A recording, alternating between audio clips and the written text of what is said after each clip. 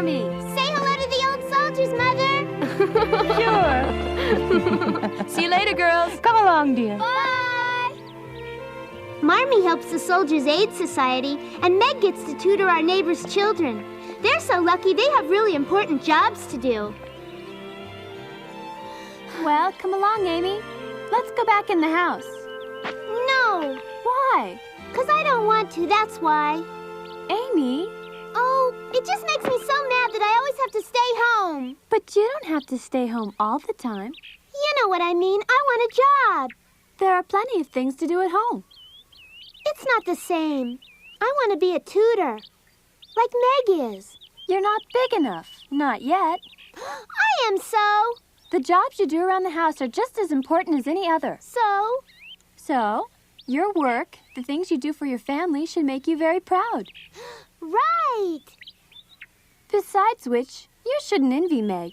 We don't know anything about those king children.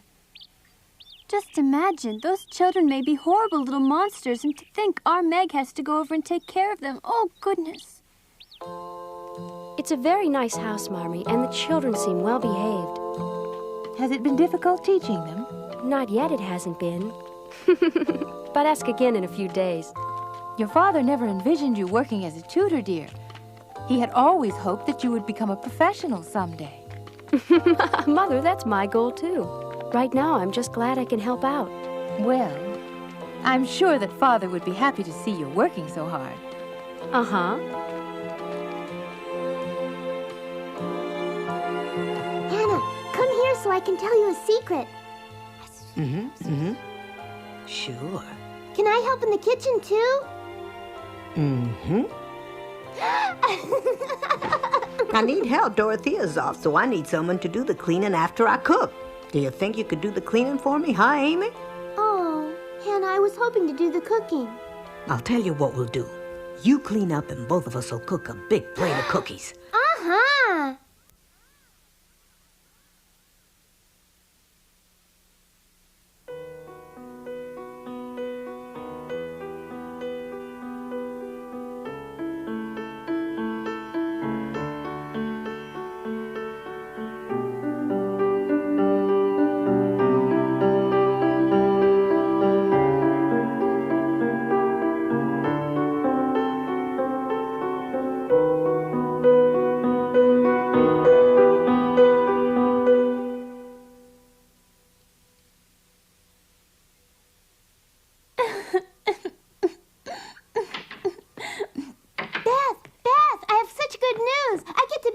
With Hannah.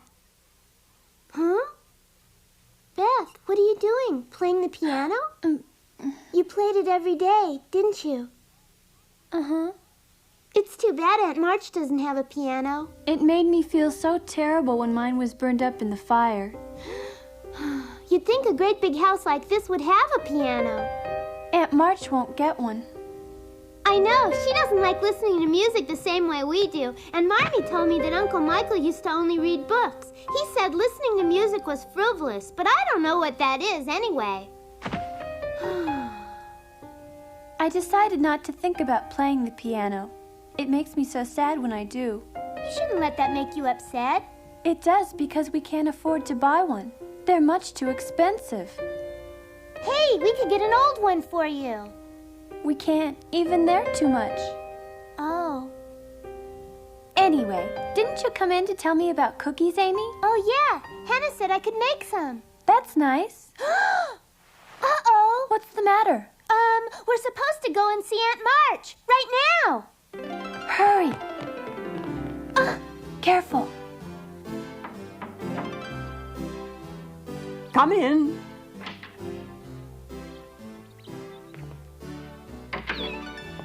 I've been waiting for you two. We're sorry we're late. I'd like one of you girls to take Harry out for his exercise. I'd be glad to take him. We can both take him for a walk, Aunt March. I'm supposed to help Hannah in the kitchen, but that's not till later. Well, it appears to me that Harry would like Milky Ann to join him outside to play. You're right. Maybe we should take the cat for a walk, too. Take the kitty for a walk. Take the kitty for a walk. Polly, maybe you should come out for a walk with us, too. You wanna? Take Polly for a walk. Take Polly for a walk.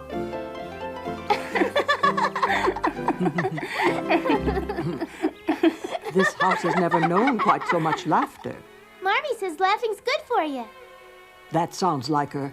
What's the matter, Aunt March? Don't you like it when people laugh? Some people have been known to laugh when it's not really appropriate, haven't they, Amy? You've always been the quiet type, Beth. Yes'm. Father says she's always been too quiet. But she's not shy when she plays the piano. You should hear her play. And what does your father say about you? I'm Father's princess. His princess? I'm also rambunctious. Yes, you most certainly are. Oh.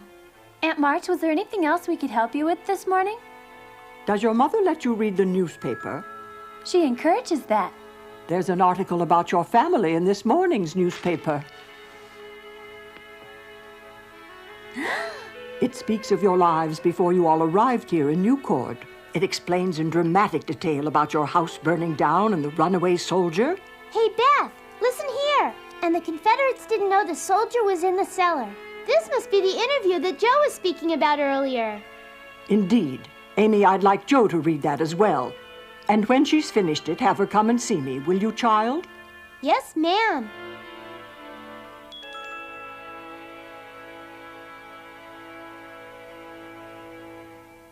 The second half will be in the next edition.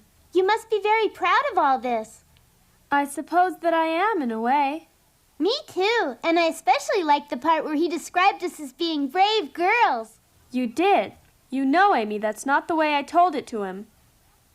Nothing here is exactly right. Everything's all switched around in the wrong order.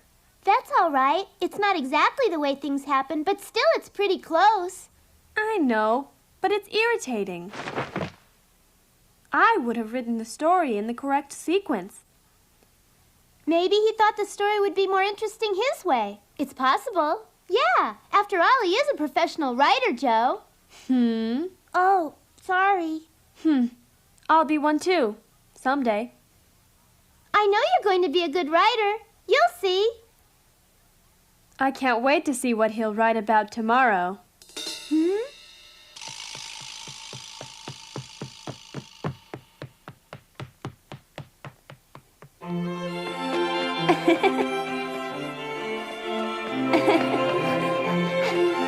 Hey, wait for me!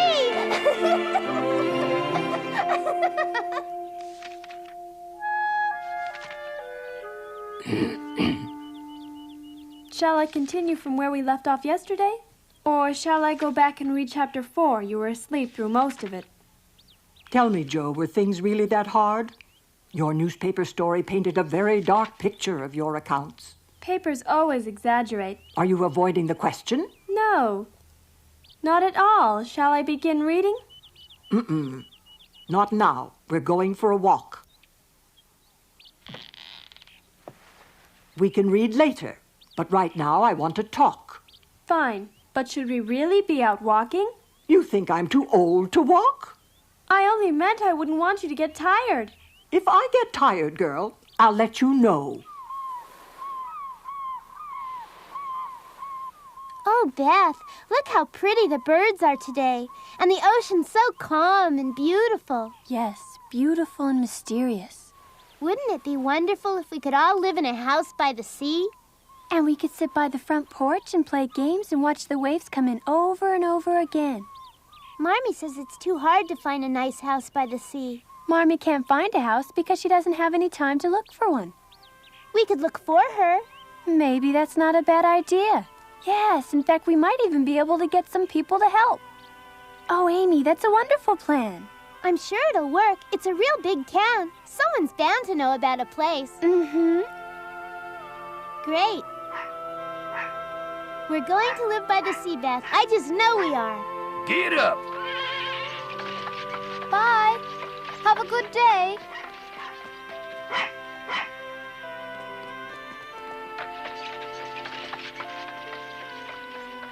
Esther, do you know where Aunt March is taking Joe in the carriage?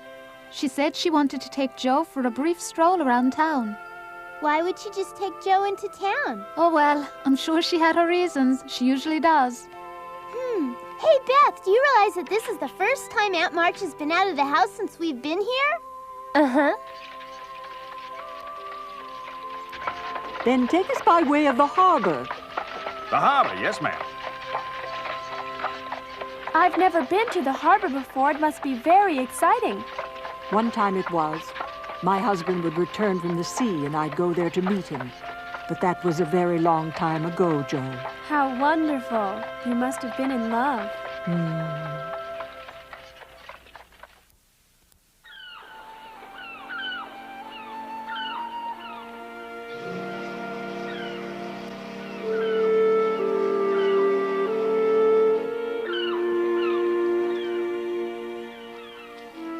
Come along. It's nice down here. Yes. In many ways, Joe, you remind me of your father. Thanks, I take that as a compliment. Oh, look how pretty the ship is. Tell me, where did it come from? That's the Beaux-Arts. It's a French merchant ship.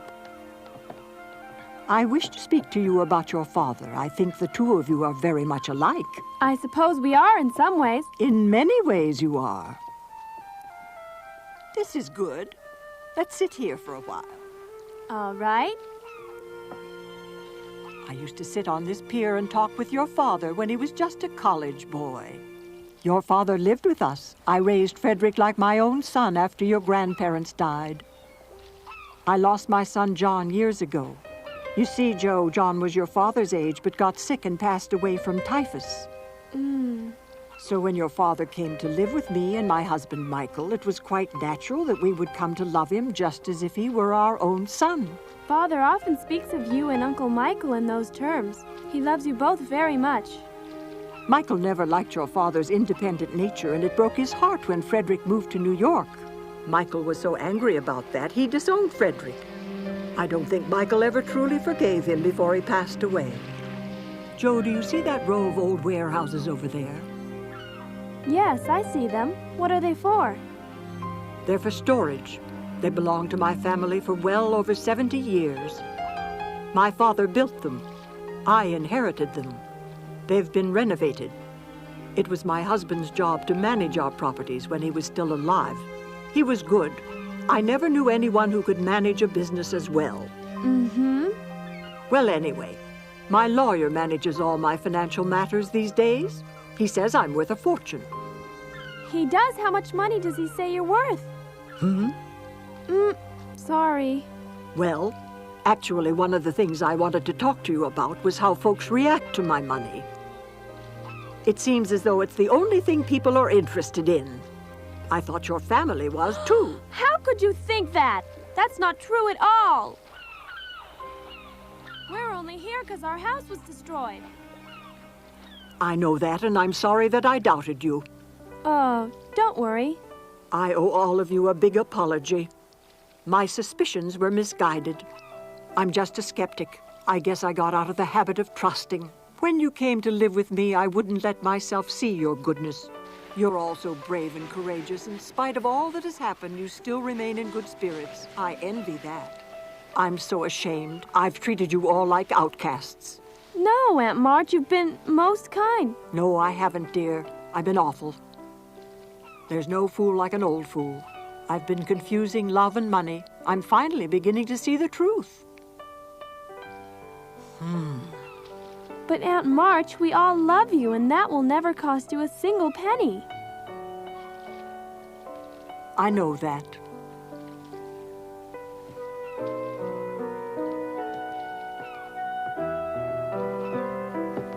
There's something else I think you should know.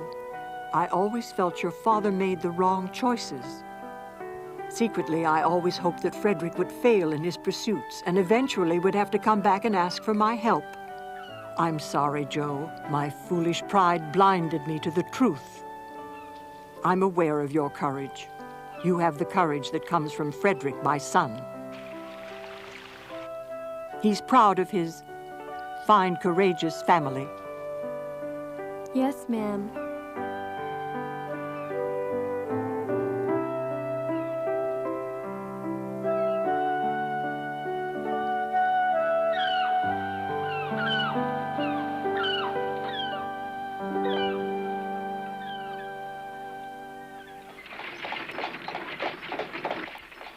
Mommy, please? No!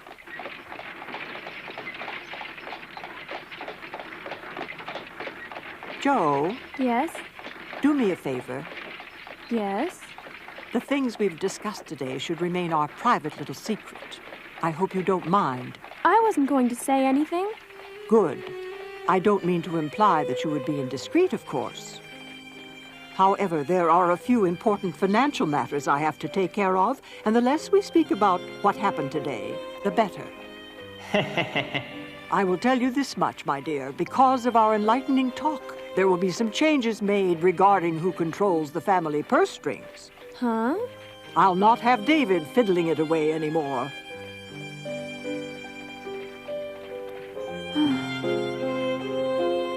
Poor Aunt March. It must be awful not to be able to trust anyone.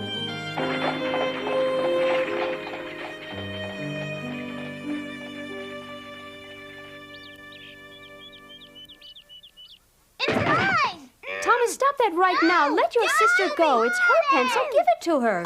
Give me that pencil! Give it to me! You have your own pencil away. Please, children, stop it.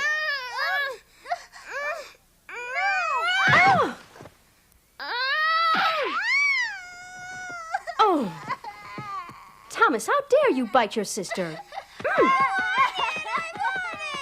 Thomas, stop hitting me.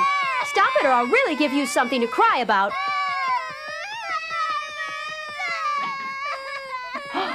Oh, my goodness, what is the trouble here? Huh? Oh.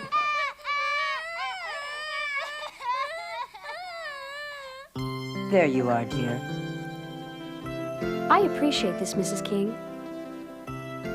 How calm the children have become. There now, they're really good children, aren't they? Yes. Tell me, dear, what was all the fuss about anyway? Well, nothing really. Thomas just wanted to practice writing with a pencil the same way Catherine does. Well, let him use one.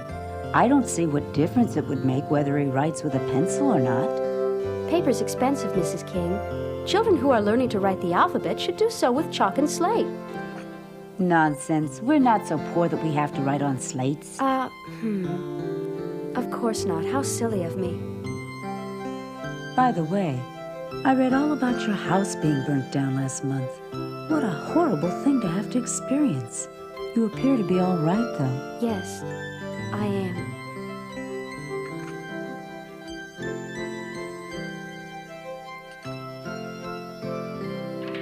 Mother! Mother, look how pretty! Patty, dear, I told you to wear the blue dress. I know you did, Mother, but look how pretty my pink dress is. I want to wear this one. Absolutely not. I bought you that dress to wear to the cotillion, Patty. Please, Mother, I really want to wear this at the dance tonight. We can buy another dress for your old cotillion. This dance is going to be special. The cotillion. I'd give anything to be invited to the cotillion this year. I can just see myself in a beautiful dress, dancing across the floor.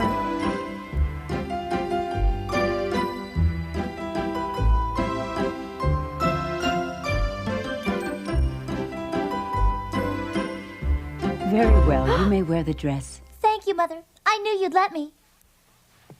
It's a lovely dress. Thank you. Meg? Nice to see you again, Patty. I hope that the children have been behaving themselves. You have to watch them all the time? Stop it, Catherine. You see? Sometimes they can be perfectly impossible. Well then, back to work. Miss March? Huh? I think you should resume the children's lesson. We'll have no further outbreaks, will we? No, ma'am.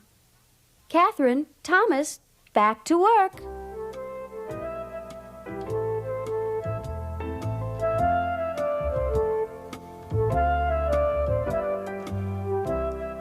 Amy, your cookies are delicious.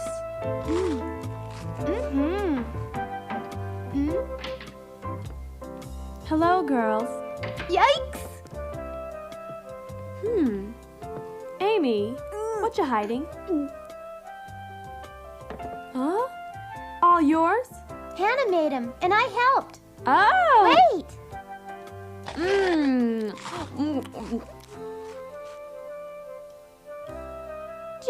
eat them all up. I want to save some of them for Marmee and Meg. For Marmee and Meg. Good. Hey, I remember this little fellow, Beth. He's the lucky one. I'm not wrong, am I? No. He's the only one I saved from the fire.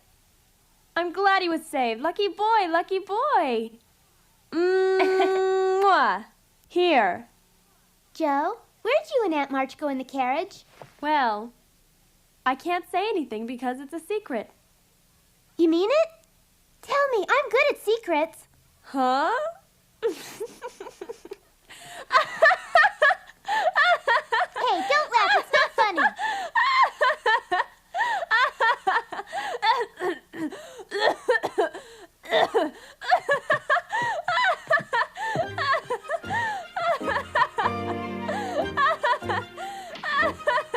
Huh? Tell Amy. I might as well tell everyone.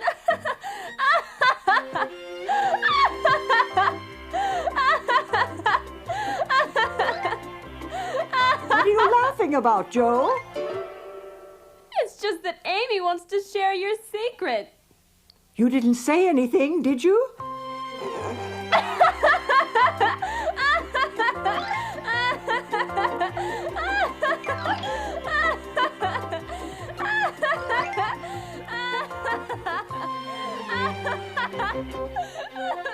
Joe may have thought she could keep her secret, but I was going to find out. I always did.